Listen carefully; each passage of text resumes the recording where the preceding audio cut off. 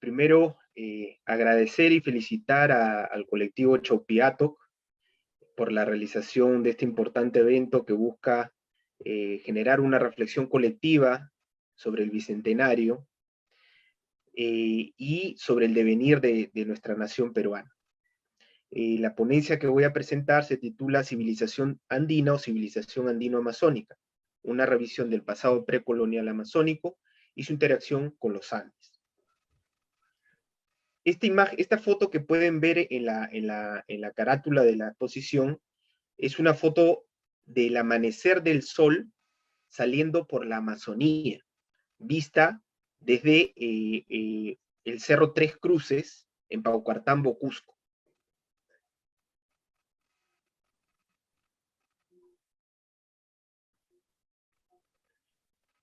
Bueno, primero quiero señalar por qué es importante generar una reflexión sobre el pasado precolonial y las sociedades andino-amazónicas en relación al Bicentenario, ¿no? Y es que la necesidad de reflexionar sobre el presente, sobre el presente, hace que generemos una revisión de las raíces que tenemos como nación peruana, ¿no? Raíces que han sido consideradas como una de las 6 cunas de civilización mundial y que ha sufrido un proceso de ruptura durante la colonia y consolidado este proceso de ruptura durante la República, ¿no? Es en este proceso de ruptura, se acompaña de marcos culturales que definen el alcance de los proyectos políticos desarrollados en estos 200 años. Proyectos políticos que han sido muy bien definidos en una frase por la historiadora Cecilia Méndez como Incas sí, indios no, ¿no? En el siglo XIX se construye un discurso por la élite criolla en el cual se enaltecía y se glorificaba el pasado inca, el pasado precolonial, pero con una suerte de instrumentalización política, ¿no? Que buscaba en el pasado desvirtuarlo de toda su proyección política desde los pueblos originarios, instrumentalizando y construyendo una supuesta identidad nacional que tenía en el pasado un pasado estático y muerto, como bien lo ha señalado José Carlos Mariátegui en su texto Heterodoxia de la Tradición. Y por un lado enaltecía este pasado antiguo, incaico, pero por otro lado discriminaba a las poblaciones originarias, ¿no? A las poblaciones indígenas. Entonces, intentando romper el proceso de continuidad de existencia de estas poblaciones originarias desde un pasado remoto, milenario, hasta la actualidad, ¿no? Es en este proceso también que se construyen discursos que también contribuyen a generar una división entre las sociedades y las comunidades que antiguamente eran complementarias, ¿no? Y estaban integradas, como los pueblos andinos y los pueblos amazónicos. Relatos como la de los franciscanos del siglo XVII, que colocaban una barrera entre los Andes y la Amazonía, señalando a los Andes como civilizados y a la Amazonía como salvajes. Este relato de los franciscanos se mantuvo hasta el siglo XX, ¿no? Y lo que buscaba en la época colonial era conseguir fondos y subvenciones para financiar las misiones de los franciscanos hacia la Amazonía. Y esto sabemos que ambos discursos de discriminación, de ruptura de esta continuidad, como estos discursos de separación entre los Andes y la Amazonía, se han mantenido hasta nuestros días, ¿no? Vemos recientemente en este año el debate político suscitado, muestra características que se mantienen estos discursos, muy debilitados ya, pero se mantienen en la sociedad peruana, ¿no? Inclusive recordemos las declaraciones lamentables de un expresidente que colocaba a las poblaciones amazónicas como ciudadanos de segunda clase, ¿no? En esta visión de la Amazonía como salvaje, ¿no? Y bueno, la exposición que voy a realizar ahora va a tratar de revisar estas premisas que han sido construidas desde la época de colonia, consolidadas en la época republicana, con el análisis del pasado precolonial a partir de las evidencias arqueológicas. Empiezo con esta imagen del Tahuantinsuyo, porque en cuanto a la civilización andina se conoce mucho, ¿no? Se conoce mucho, hay muchas investigaciones, muchos estudios, y eso, ¿no? O sea, la civilización andina se constituye en un proceso muy largo, histórico, de por lo menos 10.000 años antes de Cristo, en un proceso de ocupación de este territorio, de proceso de domesticación de plantas y animales que conllevaron a una agricultura compleja e intensiva, que desarrolló, que sustentó poblaciones sedentarias, que generaron diferenciaciones sociales y organizaciones políticas tipo estados, como varios de los estados andinos. Sin embargo, este proceso, mejor dicho, este proceso efectivamente tiene una síntesis en el Tahuantinsuyo, ¿no? En el Tahuantinsuyo, en el desarrollo del Estado cusqueño y el Imperio Incaico, es como la parte síntesis de este proceso de largo alcance de miles de años, ¿no? Por eso es que coloco acá la imagen del Tahuantinsuyo, del sistema vial Inca, el Capañán, ¿no? El Capañán. Como podrán ver, en la imagen de la izquierda se puede ver esta red vial que abarca más de 40.000 kilómetros de extensión, abarca el territorio de 6 países andinos: Colombia, Ecuador, Perú, Bolivia, Chile y Argentina. Son más de 10.000 sitios arqueológicos inca que sostienen este sistema vial y que articulaba a la diversidad de poblaciones andinas, ¿no? Como se puede ver en la imagen de la derecha, que es un mapa elaborado por John Rowe en los años 60, que se puede ver más de los 83 grupos étnicos vigentes a la llegada de los españoles, que fueron articulados por los incas, ¿no? Diversas nacionalidades en el territorio andino. Cabe señalar que cada uno de estos territorios, de estas nacionalidades, de los diversos grupos étnicos del Tahuantinsuyo, tienen una historia local de larga tradición, de por lo menos 1.000, 2.000 años antes de Cristo de desarrollo, a la llegada de los incas en estos territorios. Recordemos que los incas, el estado cusqueño se expande en 100 años, ¿no? Entre 1438 hasta la llegada de los españoles en la primera mitad del siglo XVI. Entonces, es una complejidad grande de desarrollo que posibilitó este desarrollo de las culturas andinas. Sin embargo, cabe notar que aparentemente la Amazonía no estaría integrada al Tahuantinsuyo, ¿no? Justamente investigaciones recientes, en la última década, de equipos de investigadores finlandeses, han localizado una serie de sitios inca bastante más al oriente de lo que se conocía. Por ejemplo, el sitio Las Piedras en Riberalta, en el valle del río Beni, ¿no? Cercano ya hacia la frontera entre Bolivia y Brasil, ¿no? Este mapa de la derecha es el mapa de este equipo de finlandeses. Es el mapa de este equipo de finlandeses. Estos finlandeses señalan que la frontera oriental de los incas es poco conocida, poco investigada, y sugiere más bien una articulación importante en el Tahuantinsuyo, durante el Tahuantinsuyo, una integración importante de diversos pueblos amazónicos. También Toncio Dema, en sus investigaciones, encuentra similitudes en cuanto a la estructura simbólica en la organización social política de los incas con pueblos amazónicos como los Bororo, los Ye, que tienen esta conformación en aldeas circulares, ¿no? Toncio Dema, a partir de estos estudios, propone un área cultural andino-amazónica.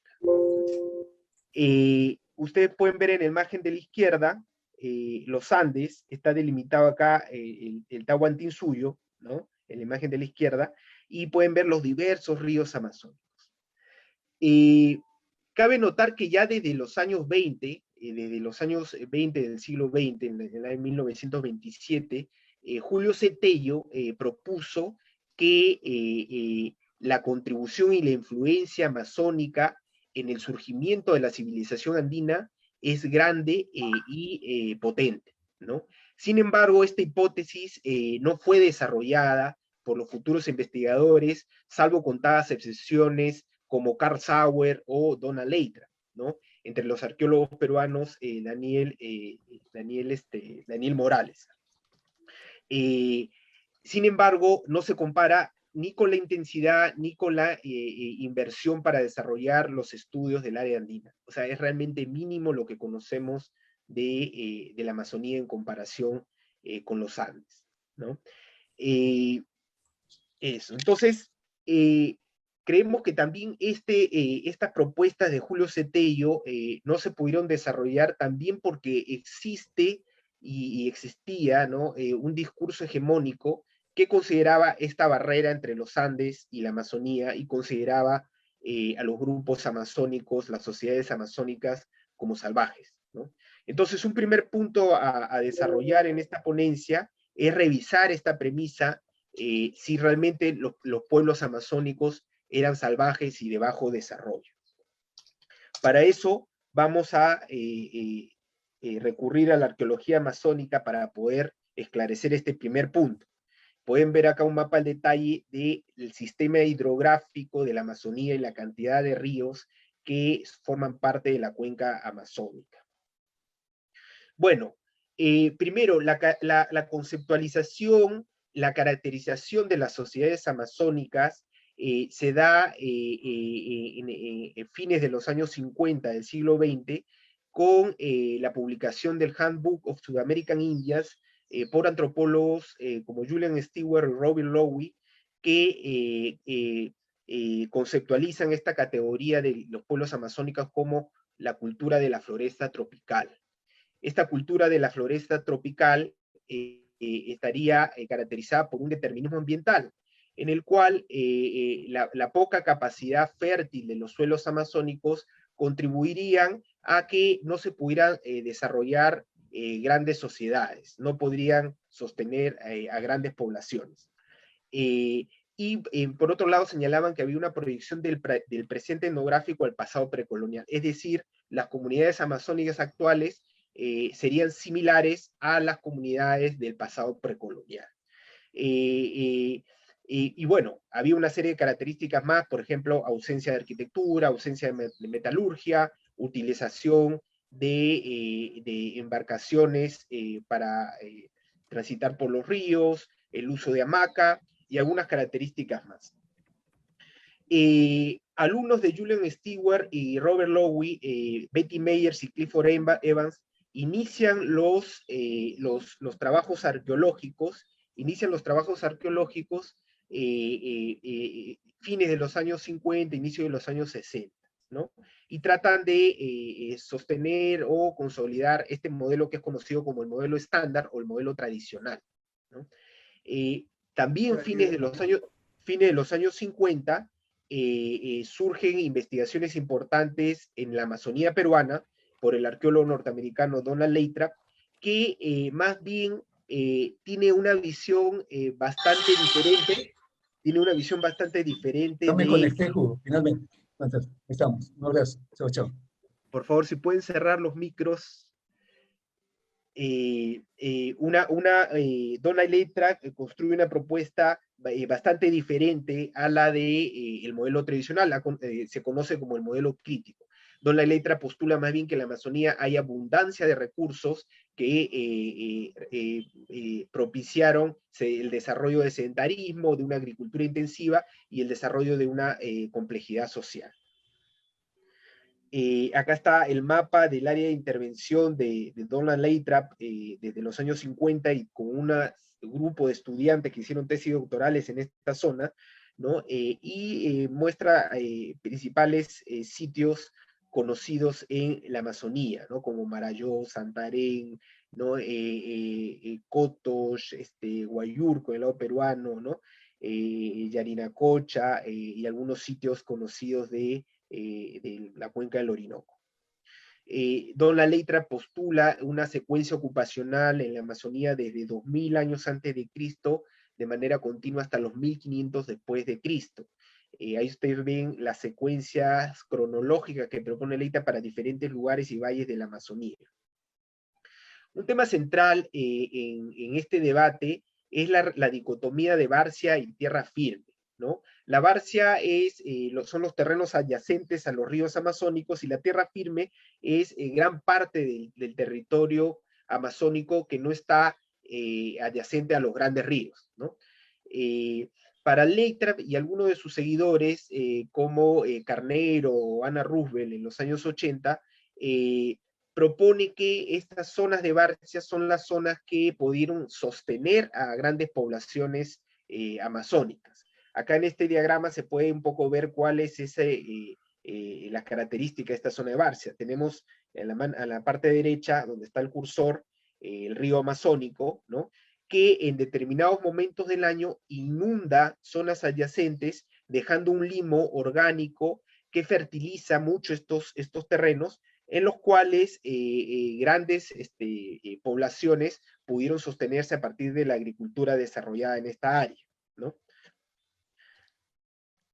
Y bueno, para la zona de tierra firme no habrían habido grandes asentamientos, ¿no? Según también esta propuesta, ¿no? O sea, principalmente se basaba en los asentamientos de Barcia.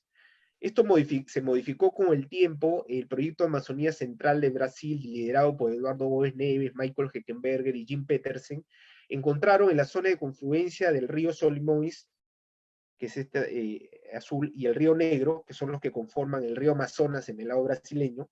En esta zona, más de 100 asentamientos precoloniales, ¿no? Precoloniales. Tanto en la zona de Barcia, o sea, en la zona adyacente al río Solimões, ¿no? Como en la zona de interfluvio, conocida como la zona de tierra firme, encontraron grandes asentamientos complejos de larga ocupación y sedentarios. Acá hay algunas imágenes de estos asentamientos. Este es el sitio de Sutuba, de más de 900 hectáreas de extensión, con una secuencia ocupacional del 300 años de antes de Cristo hasta el 1500 después de Cristo. Acá el levantamiento topográfico del sitio de Sutuba, son mapas del proyecto Amazonía Central. El sitio Laguiño, que es un sitio a la vera del río Amazonas, del río Solimões, que tiene más de 20 hectáreas, ¿no? Y tiene algunas características especiales que vamos a ver. Este sitio es de 1000 años después de Cristo, ¿no? En la imagen superior tal vez no se distingue muy bien, pero es un campo de papaya, un lugar de cultivo de papaya que está lleno de cerámica. Yo pude trabajar también en este sitio. Y en la foto nos colocamos, yo estoy por aquí estoy exactamente, nos colocamos, si se logra ver en filas, hay una fila acá de personas, una fila más atrás y una fila más atrás, que muestran la transformación del paisaje. Hay un gran montículo acá, no sé si se podrá observar, que es uno de los montículos de este sitio Laguiño.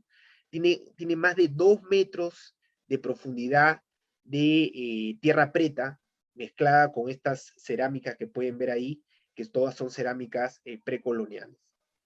Este es un diagrama hecho para la National Geographic de este sitio Laguiño, ¿no? Pueden ver aquí la zona de Barcia, acá justamente el río Solimões, que para nosotros es el río Amazonas, para los brasileños el río Solimões. Acá está el río, esta es la zona de Barcia donde se cultiva, un camino que asciende a la colina adyacente, donde están estos montículos que mostré, llenos de terra preta, encima de los cuales se construyen estas casas. Interesante también en el sitio Laguiño es esta empalizada, que son muros defensivos que muestran ciertas tensiones en el 1000 años después de Cristo. Una característica de estos grandes asentamientos es la presencia de esta terra preta duina, ¿no? El suelo amazónico normal es este suelo naranja que pueden ver acá, que es este latosolo, que tiene pocos nutrientes para los cultivos, a diferencia de este suelo antropogénico que está vinculado a estos grandes asentamientos precoloniales llenos de cerámica y que tiene una alta fertilidad para los cultivos. Después volveremos a este punto.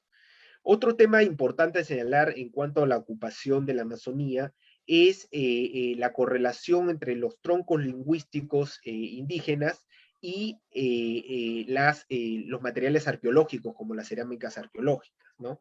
Este mapa es de Donald Lathrop, se puede ver los achurados más claros son los grupos arawak, ¿no? Y los achurados oscuros son los grupos tupí-guaraní, ¿no? Que son parte de los dos grandes troncos lingüísticos de la Amazonía. Un poco la propuesta de Donald Lathrop de que en la Amazonía central habría surgido las grandes sociedades sedentarias, complejas, agrícolas, ceramistas de toda la Amazonía.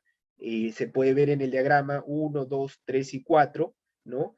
Cómo se comenzaron a expandir los grupos de lengua arawak hacia el oeste, este achurado más claro, y los grupos de tupí-guaraní, esto más oscuro, hacia el este, ¿no? En la imagen inferior izquierda pueden ver este proceso de migración de los pueblos arawak y de los pueblos tupí-guaraní, ¿no? Que habrían conformado el mapa etnográfico actual.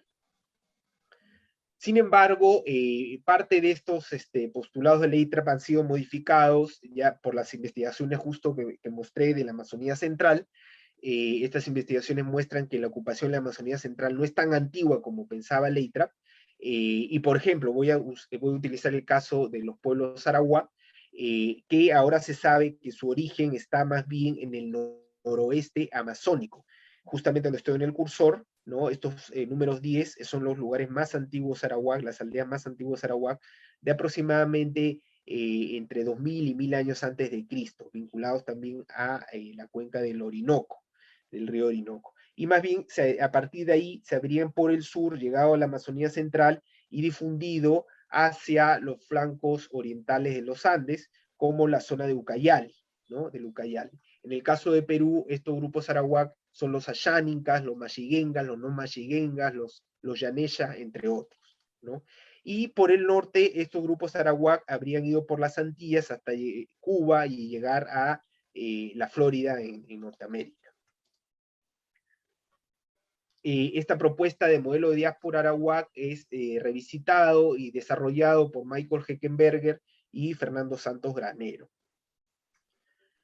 Bueno, aquí hay una relación importante, una correlación importante entre estos grupos arawak y una tradición cerámica que se conoce como la tradición barrancoide, ¿no? Pueden ver en este mapa algunos de los sitios en la Amazonía vinculados a esta tradición barrancoide. Por ejemplo, en el caso del Ucayali central peruano, este complejo cerámico Upailla y el complejo Cumancaya. Acá las características de la cerámica de la tradición barrancoide, podemos ver una serie de modelados, ¿no? Estos modelados parten de los diversos sitios de la Amazonía sudamericana, ¿no? Que son estos apliques modelados, que es característica de esta tradición cerámica, y en la imagen derecha pueden ver las formas de las cerámicas de este complejo Upaía en el Ucayali central, que se inicia en el 200 años antes de Cristo. Esa vez te lo modificaba ese, pues. Por favor, ¿pueden apagar sus micros? Gracias. Bueno, características del grupo arawak, es que conformarían un etos arawak, ¿no? Una estructura simbólica que acompaña a los pueblos arawak en el tiempo y en el espacio, ¿no? Estas características de los grupos arawak está definida por el sedentarismo, la jerarquía y la regionalidad. El sedentarismo caracterizado por una producción agrícola intensiva de yuca, ¿no? De yuca, con ocupaciones por lo menos 200 años a más de aldeas, ¿no? De aldeas arawak. En cuanto a la jerarquía, ¿no? Y la regionalidad, bueno, primero vamos a ver estas imágenes que estoy mostrando acá, que son características de los pueblos arawak, esta conformación de aldeas circulares. En la imagen izquierda son aldeas del Alto Xingu, ¿no? Vinculado a grupos arawak, y en la imagen de la derecha a grupos Yagualapití, de la Amazonía también brasileña, ¿no? Lo que se puede observar acá es esta conformación de unidades domésticas, residenciales, en forma de anillo, en forma de círculo, ¿no? Con un espacio abierto, público en la parte central. Muchas de las aldeas arawak tienen una casa en el centro de la plaza que se conoce como la Casa de los Hombres, ¿no? Esto es interesante notarlo porque hay un tema de jerarquía horizontal, de jerarquías, de división de opuestos, ¿no? Por ejemplo, el espacio público central vinculado a lo masculino y el espacio de las unidades domésticas alrededor de la plaza vinculado a lo femenino. La disposición de estas aldeas es también interesante porque están orientadas hacia los puntos cardinales. Por ejemplo, la casa del jefe está orientada hacia el punto cardinal norte, la casa de la familia del jefe, de la línea de familiar del jefe, está ubicada en el punto cardinal sur, y hay casas y la salida de la aldea está en la orientación este-oeste, ¿no? Lo que muestra un vínculo con el movimiento solar este-oeste, ¿no? Esto muestra también una serie de complejidades en torno a el manejo y la articulación del paisaje, como también del movimiento solar, ¿no? El movimiento de las constelaciones, que es muy importante para establecer los calendarios agrícolas de producción, por ejemplo, ¿no? Es interesante también que hay jerarquía en los pueblos arawak, no solo una jerarquía horizontal como comenté, sino también una jerarquía vertical, ¿no? Sabemos que hay pertenencia a segmentos sociales diferenciados de la aldea a partir del orden del nacimiento. Es decir, a partir del orden del nacimiento puede ser parte de un segmento social vinculado, por ejemplo, a la línea de los jefes, ¿no? En cuanto a la regionalidad, se sabe que hay una conexión muy estrecha entre las aldeas arawak, en la medida que siguen patrones morales de comportamiento comunes, ¿no? Es más, en el Alto Xingu se ha encontrado una articulación de caminos, ¿no? Que justo también cumplen con estas orientaciones cardinales y que conectan múltiples aldeas arawak, ¿no? En el pasado precolonial. Se han encontrado aldeas en el Xingu no solo de un solo anillo, sino de 3, 4, 5, 6 anillos, con más de 300 viviendas, ¿no? Eso. Yo investigué, hice mi maestría en un asentamiento en la Amazonía Central que logré identificar a partir de los estudios, como se puede ver acá. Este es el sitio Osvaldo, en la zona de confluencia de los ríos Negro y Solimoes, un sitio caracterizado por ser sitio de tierra firme, ¿no? Que tenía una conformación, como se puede ver acá, unas concentraciones de cerámica y tierra preta dispuesto en formato circular, ¿no? También asociado a la tradición barrancoide, una fase cerámica que se conoce como la fase Manacapurú. Es interesante notar que, bueno, acá se puede ver un poco la foto de las excavaciones y los depósitos de más de 1 metro de profundidad de tierra preta con cantidad de material cerámico. El análisis de dataciones radiocarbónicas que se hizo en los perfiles estratigráficos mostraron una secuencia ocupacional de 200 años de ocupación continua. Esto es importante porque este tipo de sitios de tierra firme, por ejemplo, para Betty Meyers y los seguidores de este modelo tradicional, es que estos sitios tendrían una ocupación de entre 10 a 15 años máximo de ocupación, ¿no? Y sitios mucho más pequeños que como los que encontramos en el sitio Osvaldo y también los sitios cercanos a este sitio. Otra característica importante del estudio que pude realizar como parte del proyecto Monseñor Central es que estas concentraciones cerámicas tenían el mismo ajuar cerámico, es decir, se cumplían las mismas funciones en las siete unidades residenciales, ¿no? Pero por otro lado, también en una de las casas tenían algunas características especiales. Por ejemplo, había mayor cantidad de cerámica ceremonial, ¿no? Y apareció esta estatueta que se puede observar en la imagen, que es una estatueta zoantropomorfa, ¿no?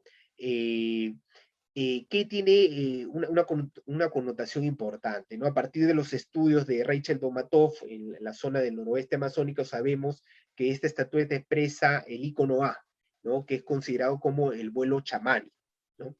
Entonces es importante porque el lugar donde se localizó esta estatueta es justamente una unidad residencial que tiene características en algún nivel diferenciados en cuanto a cerámica ceremonial, y ahí se ha encontrado el único objeto ritual de la aldea en cuanto al estudio del material arqueológico, ¿no? Y el hecho de que expresa el vuelo chamánico está expresando que existía esta práctica de chamanismo en esta aldea, ¿no? Y esta es una característica importante de los pueblos arawak y también de los pueblos amazónicos, ¿no? Es el chamanismo. No solamente como una práctica de especialistas, y sí como un principio estructural ontológico de los pueblos amazónicos, en el sentido de desarrollar una cosmopolítica, ¿no? Una interacción y una búsqueda de alianzas, no solo entre los seres vivos, seres humanos vivos, sino también con los seres no humanos, ¿no? Y esto es muy importante porque esto ha conllevado a desarrollar tecnologías muy específicas que han llevado en armonía la producción en estos lugares, ¿no? En estos lugares. Bueno, finalmente de este ejemplo que estaba mostrando, es que esta es una característica, o este ejemplo de lo arawak y de esta aldea, yo quiero señalar un poco la complejidad de los asentamientos precoloniales amazónicos, ¿no? Lo que se señala y lo que se propone para la organización social de estas aldeas es que había una coexistencia de dos principios de organización en el asentamiento, uno de igualdad, expresado por la similitud de la cerámica en cada una de las unidades residenciales que muestran funciones similares, igualdad de condiciones en ese sentido, pero también elementos de jerarquía, ¿no? Como esta cerámica más ceremonial, como esta estatueta, que muestra un poco las características de los pueblos arawak en cuanto a esta jerarquía vertical que comentaba en cuanto al orden de nacimiento, el lineaje de los jefes, ¿no? Que era reforzado en estas plazas públicas mediante rituales que encabezaba justamente este jefe, ¿no? Y espacios públicos que generaban un vínculo estrecho entre las élites de las diferentes aldeas donde se realizaban rituales conjuntos entre estas élites de jefes de las diversas aldeas arawak, ¿no? Postulamos de que hay una presencia de cacicazgos caracterizados por estas dos fuerzas, una centrípetra y una centrífuga que centraliza por un lado el poder, pero por otro lado descentraliza justamente en estas formas de igualdad del asentamiento, ¿no? Lo que llevó esta tensión entre estas dos fuerzas, llevó a que se formaran estos cacicazgos que son considerados como cacicazgos cíclicos, ¿no? Que no permitían el desarrollo de formación de organizaciones políticas más complejas como estados, por ejemplo, en la Amazonía.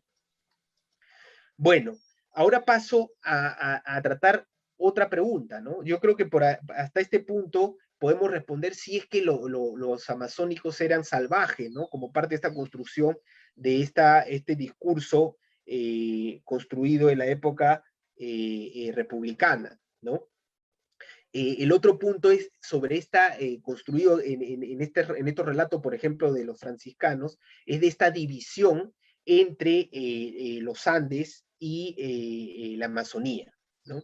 Que tiene obviamente que ver con el vínculo y la relación entre los pueblos andinos y los pueblos amazónicos.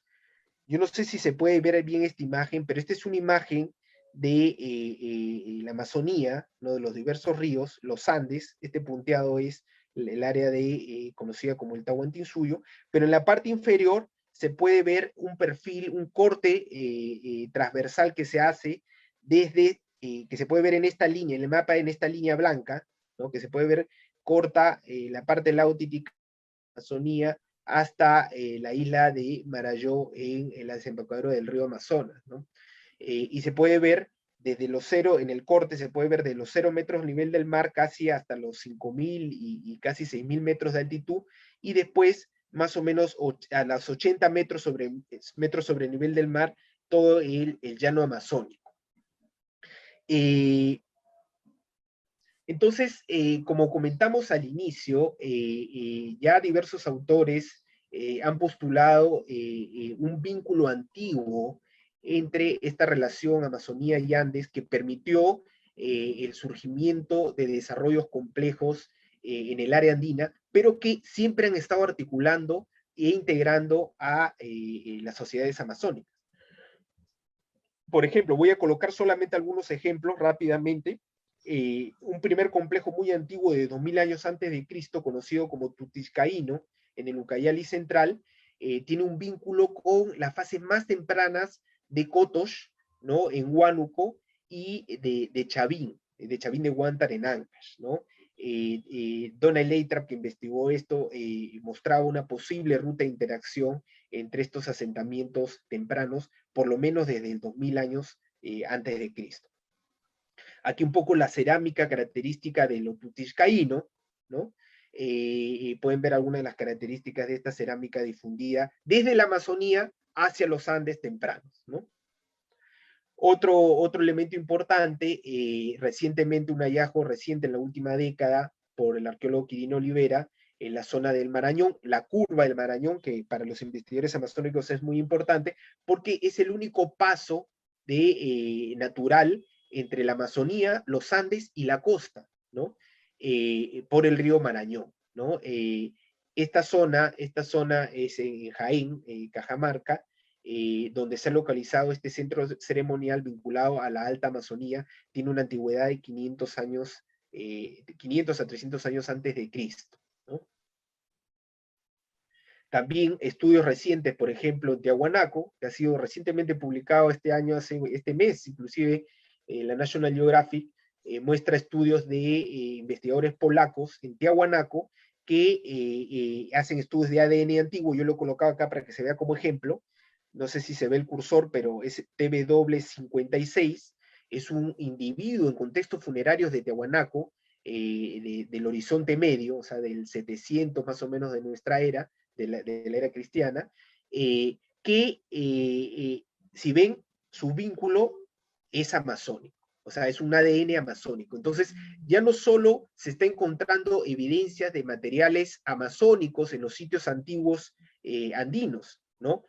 Sino se está encontrando que hay personas amazónicas, ¿no? Como se puede ver en este individuo, que como verán acá, por eso lo he colocado, tiene vínculo con las poblaciones Yanesha, Yaninka de la Amazonía Central, y tiene vínculos también con las poblaciones Guariní, Toba de la Amazonía Sur. Otro ejemplo importante es el estudio del mapa histórico-cultural de los Yanesha, hecho por Richard Chase Smith del Instituto Bien Común. Él encuentra que los referentes significativos del paisaje, es decir, los ancestros míticos del grupo Yanesha, no solo están en la zona de la Amazonía, sino se extienden por todos los Andes centrales hasta llegar a la costa. Todas estas manchas naranjas es parte de este mapa histórico-cultural de los Yanesha, lo que lleva a este investigador inclusive proponer que entre el intermedio temprano y el horizonte medio había un sustrato cultural arawak en los Andes centrales y en la costa central. Este tema el vínculo Andes-Amazonía es un tema muy actual, ¿no? En cuanto a los debates. Este es un libro publicado recién el año pasado.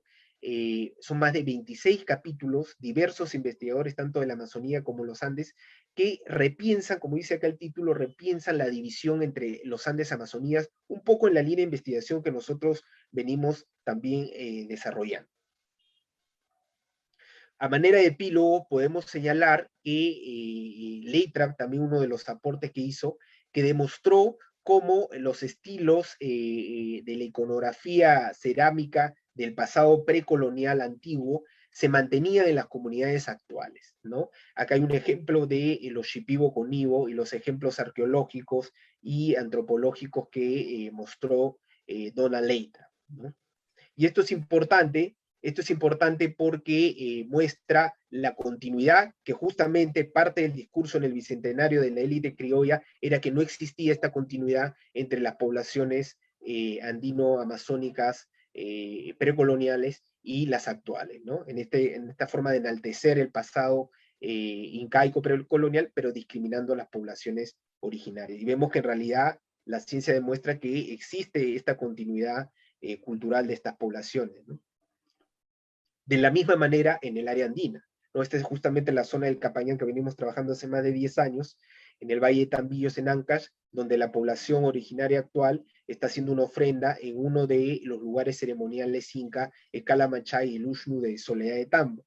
Hemos logrado identificar ahí una secuencia ocupacional de asentamientos desde 1000 años antes de Cristo hasta la época colonial temprana. Las comunidades permanecen. Las comunidades en este largo tiempo permanecen, a pesar de los embates y los procesos de integración, tanto ya sea en el Horizonte Medio, en la época de los incas, y el proceso de desarticulación de la época colonial con las reformas toledanas. Las comunidades continúan en los territorios y son las comunidades actuales que mantienen esta tradición.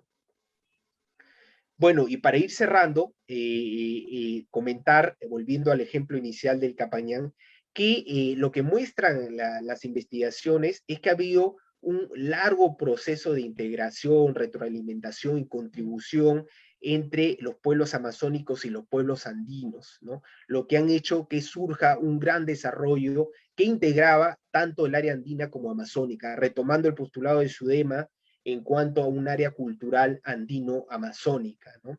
Creemos que sí podemos hablar de una civilización andino-amazónica, ¿no?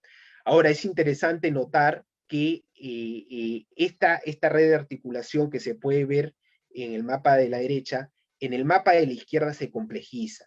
La integración, como están mostrando los estudios de los finlandeses, era mucho más amplia de lo que se piensa con estos mapas de Tahuantinsuyo y de la red vial.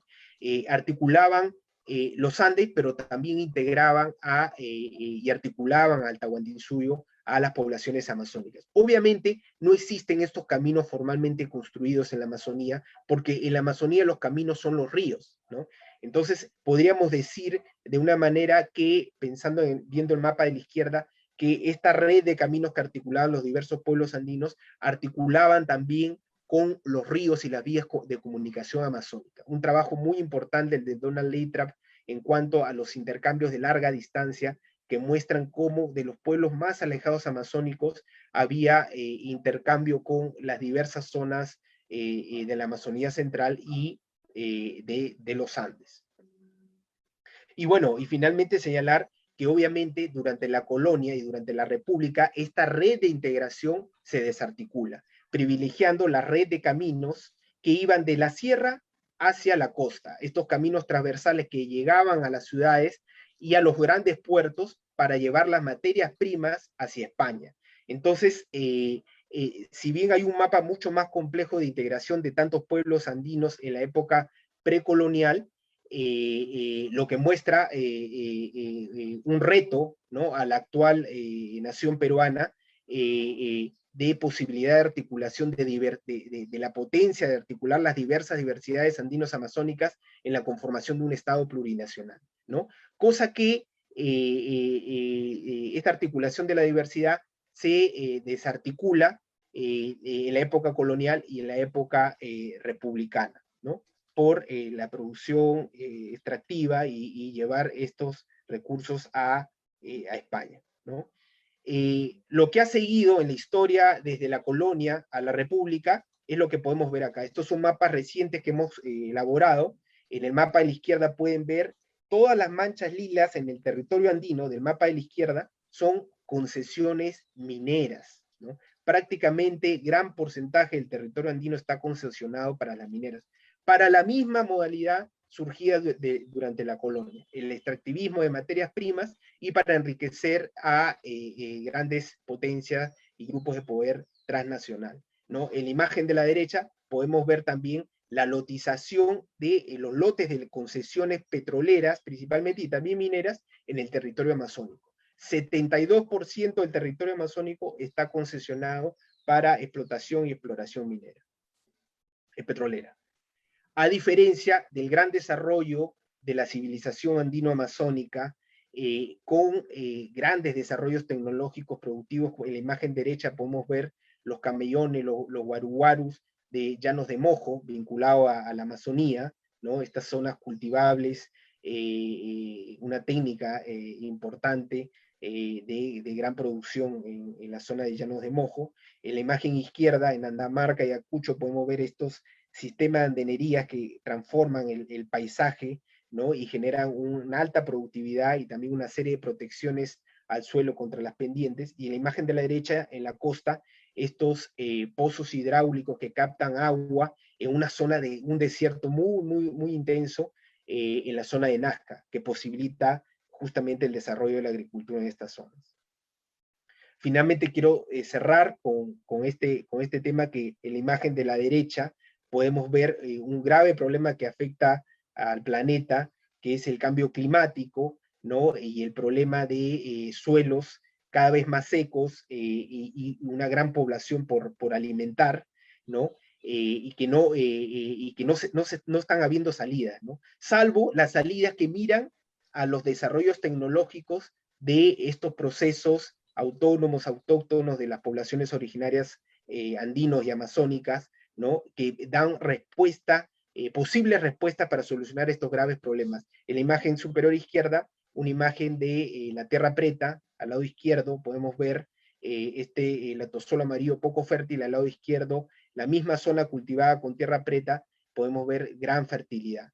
Y no solo eso, la composición de la tierra preta tiene elementos que ayudan a no emitir estos efectos de gases invernaderos por un componente, el biocarbón, que es importante para la manutención de los nutrientes. Con esto finalizo, agradezco la invitación para realizar esta presentación. Muchas gracias.